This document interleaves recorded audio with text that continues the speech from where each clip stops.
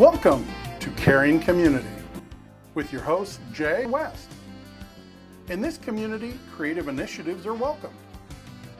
A culture of transformation is normal, and miracles are expected. Welcome to Caring Community.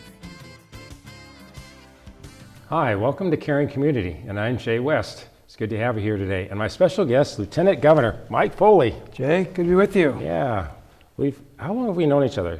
Oh gosh, probably 5 years at least. Yeah, at least 5 years. So maybe longer. A lot of lunches and gatherings and meetings and stuff. So it's great to have you here. Thank you so much. Mike came in, when you watch the show, it'll be after the fact, but he came in to help us at National Day of Prayer breakfast that we're having at King of Kings Church on Thursday, May 5th, which, as we're talking, is tomorrow, but when it airs, it'll be after the fact. But that's fine. So anyway, good to have you here. I appreciate the invitation.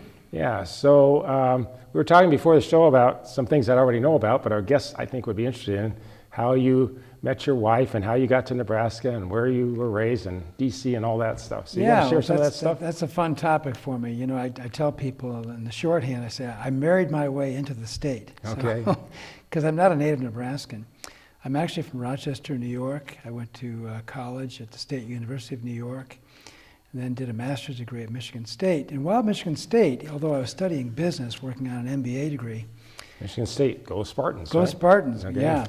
Yep. I always had an interest in government and politics and so forth, and I knew that as part of this MBA program, I had to take a couple of elective courses.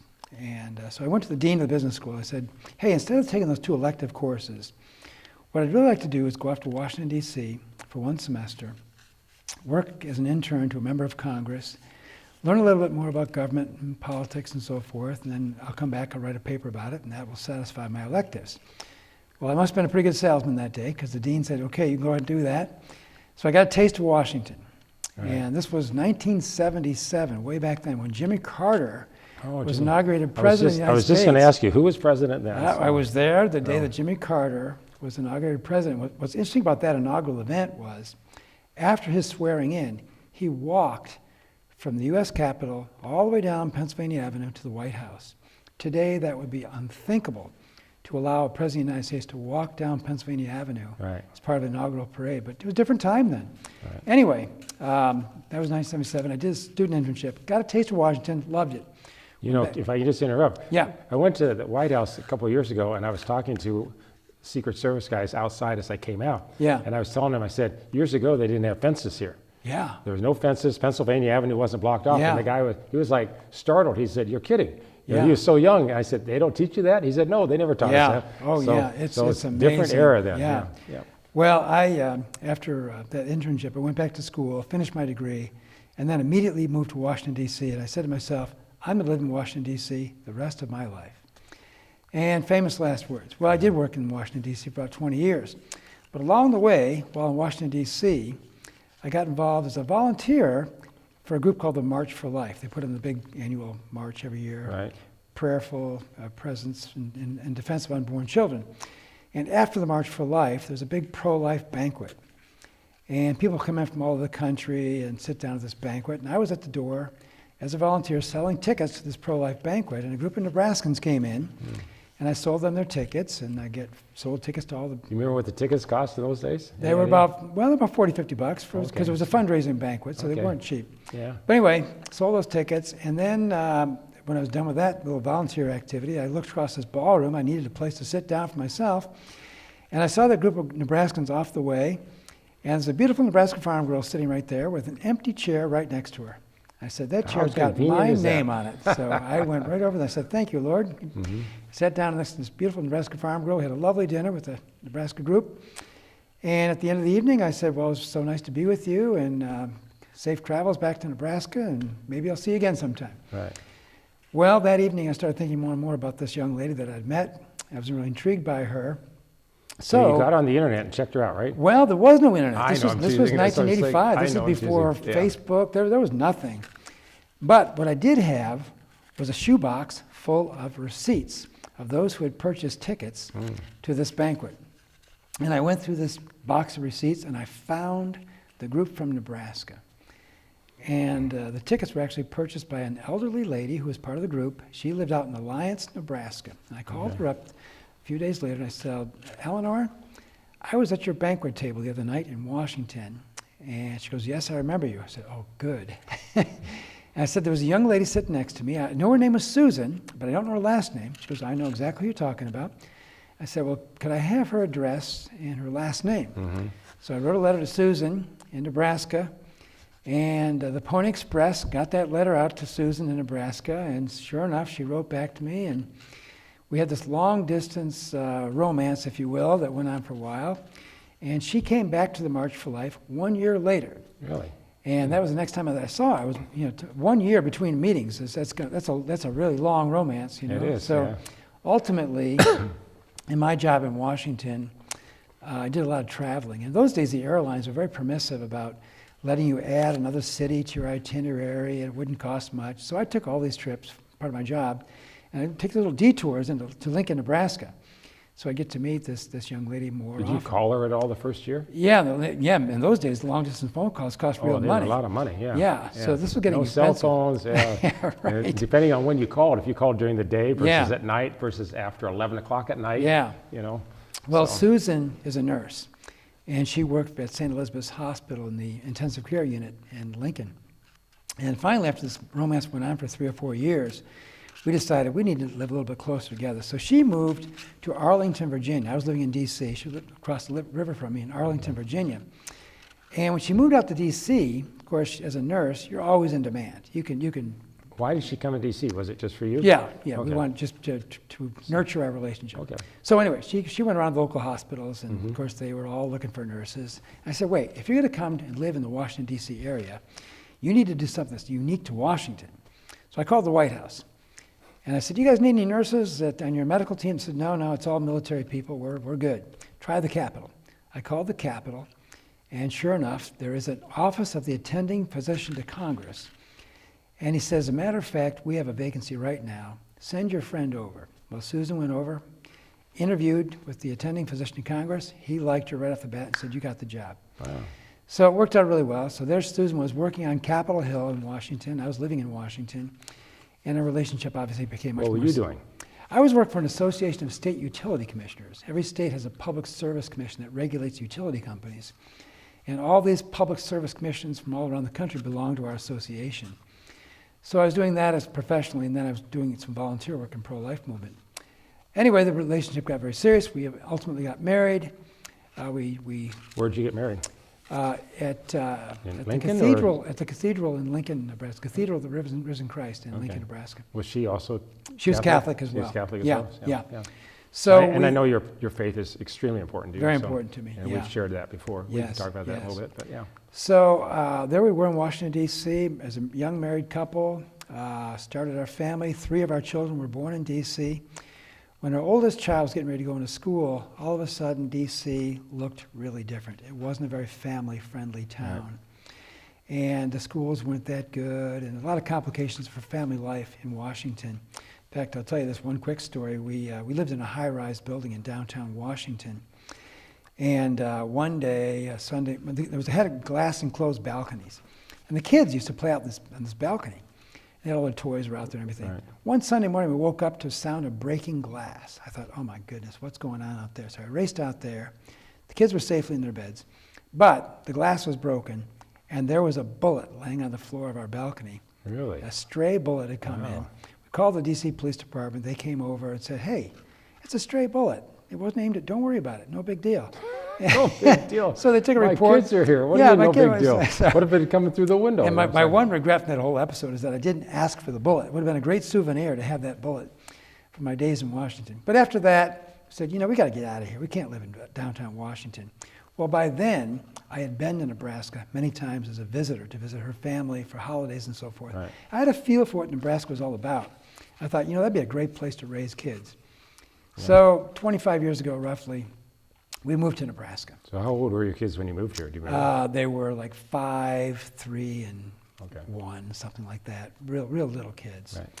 And since moving to Nebraska, we've added 3 more, what I call the real Nebraskans. A total of 6 kids. Wow.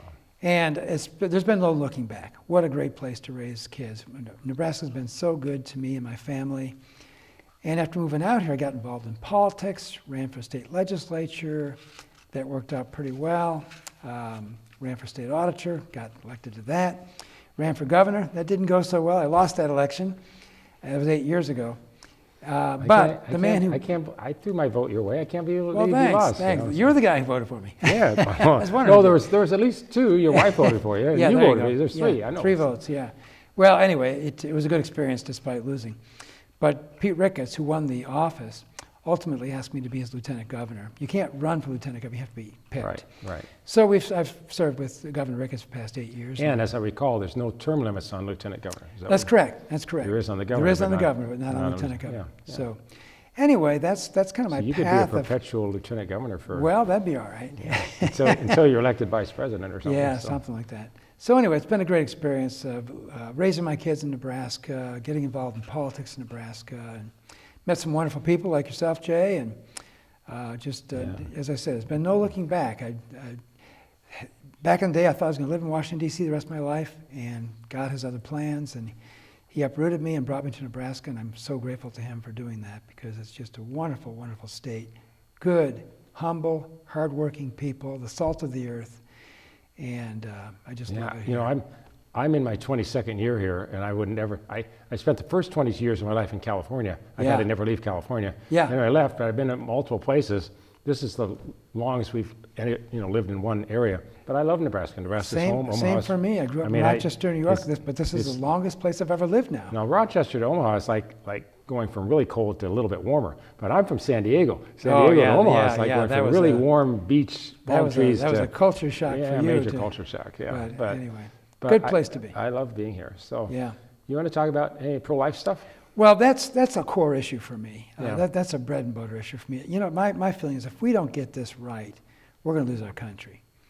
We have got to start showing respect for unborn children, and it's fascinating what's happened in the United States Supreme Court just within recent days. It's just remarkable. This has never happened before, that a draft opinion on such a hot issue was leaked to the press.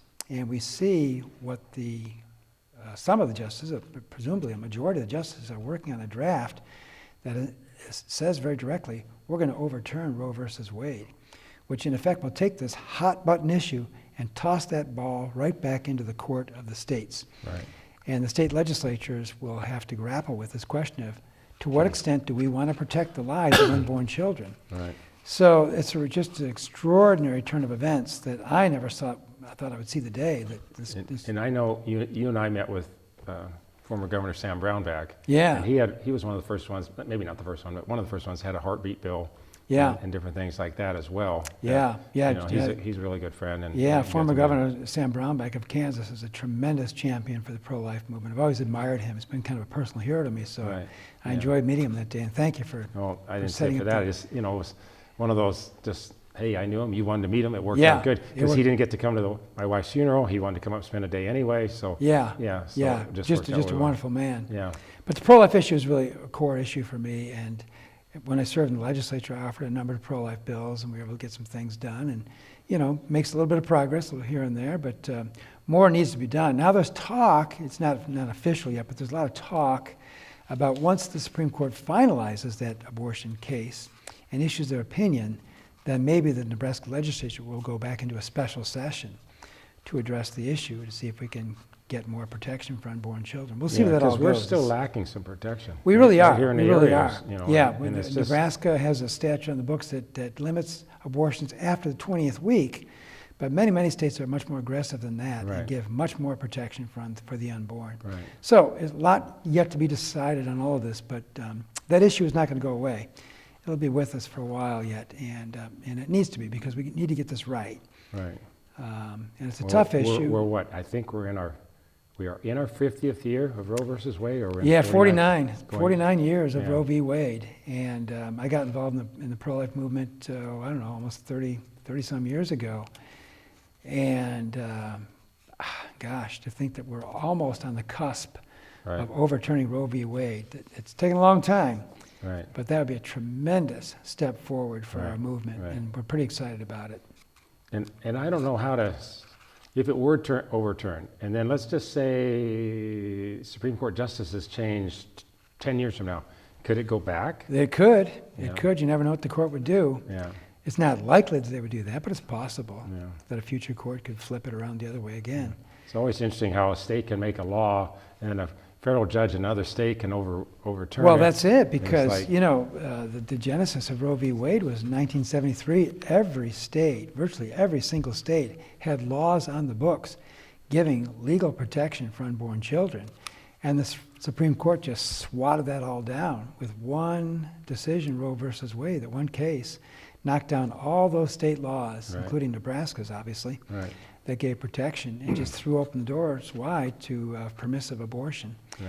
And women find themselves in very, very tragic circumstances, and we need to be helpful to them in understanding of their difficulties and provide them with love and support, tangible support, so to take them through that crisis, to walk with them through that crisis situation, give them the love and support that they need so they can give life to their child and bring that child in the world. Well, there's so many families out there who would just give anything to adopt a child. Right, many are. And yeah. many are. So And we talked before the show started about the Sure banquet that was just here, and yeah, Franklin Graham was speaking there, and I know Governor Ricketts spoke, and others were there. right, And right. I don't know if it's accurate. I remember Tony Clark said it was the largest or one of the largest banquets in the nation. So It was amazing. I think there was like 2,400 people 2,400 at people that there. Yeah, I banquet. took a I've never- picture of that room. The largest Yeah. banquet I've ever attended. Right. It was extraordinary. Yeah. And to have Franklin Graham there as a Right. speaker And was, he was the second time, so it wasn't necessarily that it was him Yeah. was drawing the crowd either. yeah, So. right. so- Yeah, he's a very fine man. So it was exciting to see. Tell us a little bit about your wife and where she stands on some Well, of the yeah, things. she's with me on the pro-life issue for sure, and she's been a great support to me in all the campaigns that I've run over the years, these various offices. She's been right there, getting the yard signs out and stuffing the envelopes and doing whatever needs to be done to help Right. with the campaign. She's been a tremendous support to me. There's been so many times in these campaigns, everything goes wrong in campaigns. Everything goes wrong. And you just want to throw up your hands and say, just get this thing over with. I want to quit. Right. And Susan's right there saying, no, we're going to get this done. We're going to win, and we're going to go on. Everybody that I've talked to that's run for office, the one thing they don't like at all is raising the money. Oh, for it's the campaign. worst. It's the worst And thing. they got to keep doing it and keep doing it and keep Yeah, doing it and keep doing it's it. the And world's just worst thing having doesn't to do. matter. And I've talked to Republicans and Democrats. That's the thing that comes up all the time. They say, Yeah, we you hate know, it. We all hate it. I won't mention him. There's a key Democrat leader in the area. There's a very good friends with me, and he told me, he said, I just hate them raising the funds. Yeah, you got to make those phone calls and ask for the money. Yeah. It's not fun, but unfortunately, it just takes a lot of money Right. to run the ads and put up the signs and the mailings and all that. It just takes a lot of money, and you've got to hit your friends up and beg. So tell us a little bit, because I know a little bit because I follow you on Facebook, but what does the lieutenant governor do? Well, Especially in Nebraska. Yeah, especially in Nebraska. Nebraska. A number of things. Number one, if you look through the law books of our state, you won't find a lot in there about lieutenant governor. But one thing you will find is that the lieutenant governor serves as the presiding officer of our legislature. Mm-hmm. So when the legislature is in session, I'm often there presiding over the legislature, and you kind of monitor the progress of legislation. You make sure that all the votes are being conducted properly according to the rules. You recognize the speakers, the members of the legislature for their turn to speak and debate the questions and inform them how many times they've spoken and whether or not their time has expired and all that kind of thing. So you're kind of a traffic cop helping to run the legislature. You're not actually voting. The only time you can vote is if there's a tie vote. In all the years I've been down there, there's never been a tie vote, so it's very, very rare. So you don't have a lot of power. Do you ever write bills yourself? Not really. It's really up to the senators to write the bills. We have ideas that we can present to the senators, and they'll take those ideas and run with them. But I personally don't write the bills. I've had people, because I pray with political leaders and I hang out with them. I like it. Yeah. And I've had many people say, well, why don't you run for office? I said, because I don't want to write bills. I Yeah. have no interest in doing that. Well, You that's know? actually the easy part, because all you have to do is take your concept to the bill drafter's office. They have lawyers that work in the bill drafter's office. They'll write the bills for you. Oh, interesting. I You just didn't know got to tell them that. what Well, you I want just to do. learned something new. Yeah, you just tell them what the concept is, and they'll say, okay, I know where that is. I know how to write that bill. Because I've said many times to people, I said I could be a mayor, lieutenant governor, or vice president, because they don't write bills. You know? Yeah, It's like, yeah, right, so. right. But that's one of the duties of the lieutenant governor, is to preside over the legislature. But most of the year they're not in session. So what about the rest of the year? Well, the governor receives literally stacks of invitations to every kind of an event you can imagine all across Nebraska. And he packs his calendar about as full as you could possibly pack it. But he can't do it all. So a lot of the invitations that he can't quite get to, that get passed on down to me in Lieutenant Governor's office, and I love doing it. I just go to events all across Nebraska. You go to events and you talk and you share, and yeah, I follow you, you get to speak. I pray for you, and I watch you, and I just like thank seeing you. all this stuff. Thank you, because people are curious to know what's going on in state government. Tell us a little bit about what's happening. So you get to speak at a lot of different dinners and make presentations about what's happening. Like tomorrow morning, you're going to speak for us. So, there you go. There's another one. You know, the governor's going to speak at a prayer event. Well, he is, and Pastor Hart, who's my pastor at Eagles Nest, is invited to pray over you.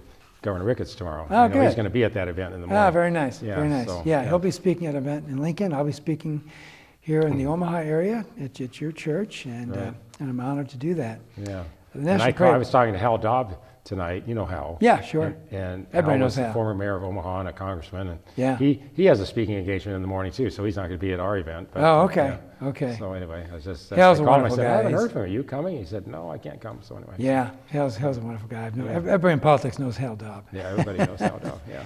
Good man. So, but on this whole question of religion and prayer and so forth, I am concerned because there seems to be a trend in our country that's very, very anti-religious. I'm deeply concerned about this. You know, in the Supreme Court, Monday of last week, there was an interesting case. It involves a football coach out in Washington State. And this football coach is a very devout Christian. He's a former Marine. And after every football game, he made it his personal practice to just pause after the game and take a knee on the 50-yard line. Now, he wasn't taking a knee in protest. He wasn't trying to make a political statement. He just took a knee because he wanted to say a personal prayer of thanksgiving for whatever happened during the football game. So whatever good happened, he just want to say thanks to the Lord for that game. Well, his players observed him making this personal prayer, and some of the players were impressed by that, so they joined him for a moment of prayer themselves. Okay. Nobody forced them to it; they just did it voluntarily. The school district said, "Coach, you got to stop this. No more public prayers." And he said, "Hey, it's just volunteer. I'm not forcing anybody to do it. I'm just doing it on my own time." Right. And they said, "No, you're not going to do that." Well, ultimately, went back and forth. They fired him, and he took him to court. That case is now pending before the U.S. Supreme Court. And I think he's going to win. But this is the culture that we're in today, with a hostility. So one of the persons I'd like religion. you to meet tomorrow, since you brought up Washington, is a man named Scotty Kessler, and he does sports ministry all over the United States. Interesting. And he's been a guest here on my show twice. So he's one of the presenters of Prayer Points tomorrow. So I want you to meet him because he's from that area. Oh yeah, I'm sure he's well familiar with this case. Yeah, I'm sure he's very familiar with the case. So yeah. But this football coach is going to win his case, I think, and I sure hope he does. But another example, the city of Boston has an open practice of allowing their city flagpoles to be used by various interest groups. So they got multiple flagpoles. They got the U.S. flag, they got Massachusetts flag, and they have other flagpoles for other groups. So every kind of a group across the state has had their flag flown on the city flagpole. They'll fly flags for communist China. They'll fly flags for the LGBT groups. They'll fly flags for every kind of a liberal interest group you can think of, fly flags for communist Cuba. Well, along comes a man named Howard Sutliff. Howard says, "Hey, I've got a flag I'd like you to flag on your pole." His flag had a simple blue background with a cross against, on the background, against the background. And the city boss says, "No, we're not going to fly that flag. That's religious. We can't fly that flag." Well, that's crazy. So he's taken them to court, and the U.S. Supreme Court is going to hear that case. In fact, they just heard the arguments in that case recently, and issued a decision, a 9-0 decision in favor of Howard, saying, "Yes, City of Boston, you must fly that flag. If you're going to fly all these other flags, you can't discriminate against religion." But again, it's just one more example of this hostility against religion, and I'm concerned about that because the people of our country, and certainly the people of Nebraska, tend to be very, very faith-filled people. Right. They want to exercise their religious freedoms. They want to pray. And that's what this Day of Prayer is all about. It's just kind of celebrating our rights of our freedom of religious expression. Right. And I think there are people in our culture today that want to stomp on that right, and I'm concerned about that because more and more of these... Culture and social media and everything. The cancel culture. Huge, the cancel culture is alive and well, and it's even in Nebraska. Yeah. So we need to push back against that and stand up for our rights to exercise. Roe it. versus Wade will help. Some other things are going to help. Yeah, yeah. And there's going to be turmoil. There's going to be anxiety. There's going to be stress over any decision. There will be. Yeah. There will be for sure. yeah. But it reminds me of what the apostles faced 2,000 years ago, when the authorities in Jerusalem said, "We gave you strict instructions to Right. never teach in the name of that man." Right. And we're getting some of that now in our culture today, and I don't like that. But they answered back. They said, "We cannot help but talk about what God has done Exactly. for us." I just read that passage 2 days ago. Yeah. So their response was, "Hey, you can say what you want, but we also know who we serve, That's right. and we know where That's we right. stand." And if we didn't do it, the very stones themselves would speak out. Right. So we have 2 minutes left. What do you want to share? Well, I just want to share that faith is very important to me, and I think it is very important to the people of Nebraska. We need to take our troubles and give them to the Lord, because the Lord's going to be with us Right. always, and He's going to watch out for us. And He gave us His promise, "Look, I'm with you always until the end of the age." Right. And He's with us today. Wherever two or more are gathered together in prayer, He's there with us. Right. And He wants to take I on used our that. burdens. I used that passage years ago. I just said to somebody, because I was flying. I don't pray on planes anymore. God just give me. I don't have to pray. Yeah. And I won't go into all that. And somebody said, I said, well, the Bible says He's with us wherever Yeah. we go. And somebody Yeah. said, no, it says, "Lo, I'm with you wherever." Making a joke, not up high. So, but Yeah. but God's with us, and God's with you. If you're watching today and you've liked this broadcast, whether you agree or disagree, we believe in God. Every show that I've done, we've talked about God in some form, some capacity. And I'm sold out to God. And we believe in prayer. We believe in the anointing. We believe in the power of the Holy Spirit. We believe in Jesus. And, there's other shows you can watch or whatever that talk about other things. But this Yeah. show is centered on that, even though we interview political leaders, business leaders, sports leaders, all sorts of people. But we trust in God. And so as we close, thank you for coming. Thank you, Jay. Thank you for Pleasure sharing to your be with you. testimony. Thank Yeah. you for sharing about your life and your goals and aspirations. And God bless you in the future in your political realm. And Thanks. thank you for serving us here in Nebraska. Thank you for being a friend. And thank you for tuning in to Caring Community today. God bless you, and we'll see you next time. Bye-bye.